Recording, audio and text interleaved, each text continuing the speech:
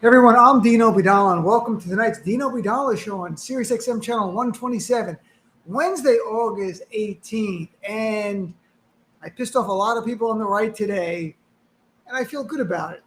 Although the odd thing is, and I'll explain all of it, there are times I'm provocative on purpose. That's to bring attention to an issue, not because I want to get attention. But I wrote an article for MSNBC where I was not provocative. I wrote the facts. I based it on links that show you the data and the facts that support everything I said about the GOP. But for some on the right, hearing the truth makes them uncomfortable, so they attack you. They want to silence you. They think by writing articles in the Federalist or National Review or other places, I'm going to stop calling out the GOP's oppression of women. Not going to happen. So what did I write about? Well, here's the truth. I wrote for MSNBC about how the GOP members of Congress, like Kevin McCarthy and others, are talking about the rights of women in Afghanistan. That's a good thing. They should be calling out and making sure the rights of women in Afghanistan are protected. But the hypocrisy is these same members of Congress, these same Republicans are oppressing women in America and voting against ways for furthering gender equality. And I'll give you an example. For example, a law where if a woman is raped, she is forced by law to carry the fetus of the rapist. And if anyone tries to help her get an abortion, it's a felony and that person goes to jail. Was that law passed by the Taliban? No, it was passed by Republicans in March in Arkansas, where Governor Asa Hutchinson signed it into law. That's brutal. That is horribly repressive. Is it as bad as the Taliban overall? No. Is it similar in that they're imposing their extreme perversion of their own faith and making all women and all people live by that? Yes.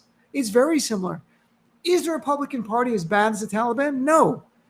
Should the GOP feel good about themselves, that they're better than the Taliban? No.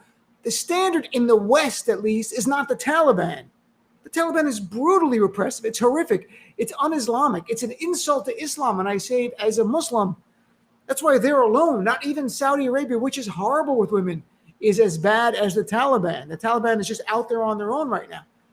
Even the GOP calling out the Taliban is too easy when you're not fighting for women's rights in America.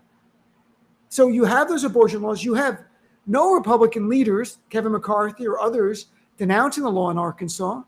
In fact, that's where they're going. Republicans who passed that law said point blank, our goal is to ban abortion in America 100%. In the case of incest, in the case of rape, now even in the case of the life of the mother. And you might say, what? You're going to ban abortion, even if it means the mother might die? And they say yes. You know why? They go, it's God's will. Who lives? That's fine for the church or synagogue or mosque, wherever you go. That can't be the basis of American law. It's God's will. We don't have laws based on God's will. We have laws based on public policy concerns, namely to protect lives. So you've got over 225 Republicans just signed in the Congress, in the House and the Senate, 2 weeks ago, signed a brief asking the Supreme Court to overturn Roe versus Wade. What happens then? Well, first of all, they want to overturn it based on their religious beliefs, not on public policy considerations, on their view that life begins at conception. This is their view. It's not our view. It's not all Americans' view. It's their religious belief that they want to turn into law.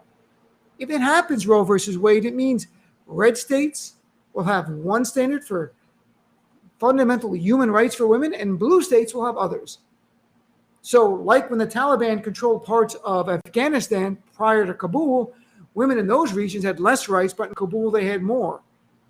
It is religious law. It is extreme religious law being applied to oppress women with no regard whatsoever, no caring whatsoever, that if a woman is raped, she's got to carry the fetus of the rapist, or it's a crime. It's a crime to pass a law like that. That's who they are. And they're mad at me for calling it out? Despicable. Despicable, these laws to oppress women based on your religion. There's no place for that in America. There's a war between church and state. That's what Thomas Jefferson said famously in a letter to Baptist ministers, a wall between church and state. Not you impose your religious beliefs and make that the law of the land. And then when the GOP had opportunities to protect women or further gender equality, just in the last few months, they said no.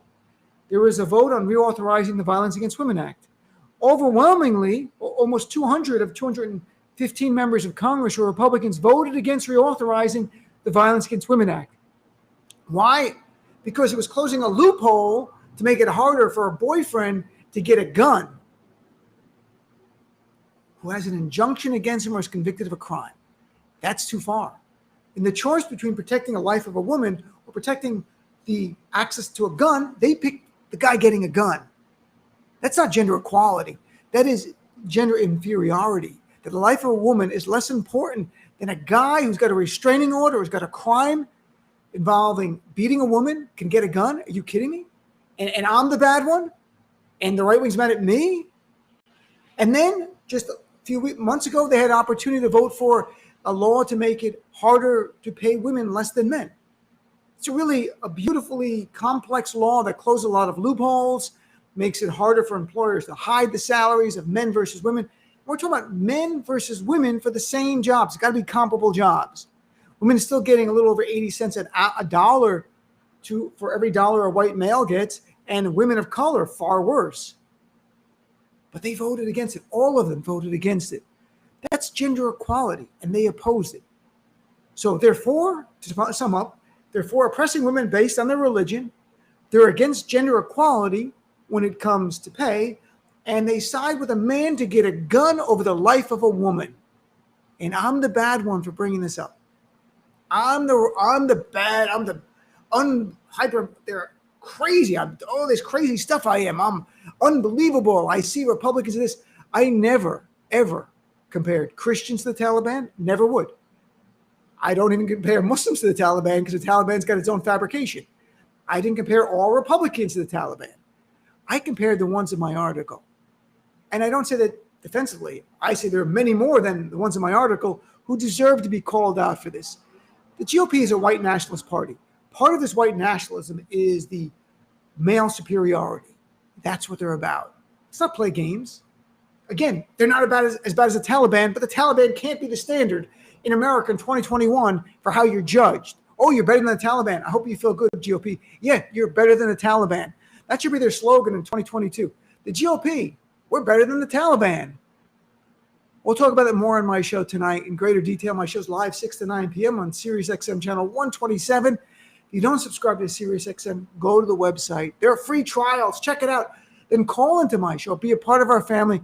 We got a lot of work to do. Oh, my gosh. We have a lot of work. And I say every night, if you want progress, stay active. Thanks for tuning into the preview of tonight's Dino Bidala Show.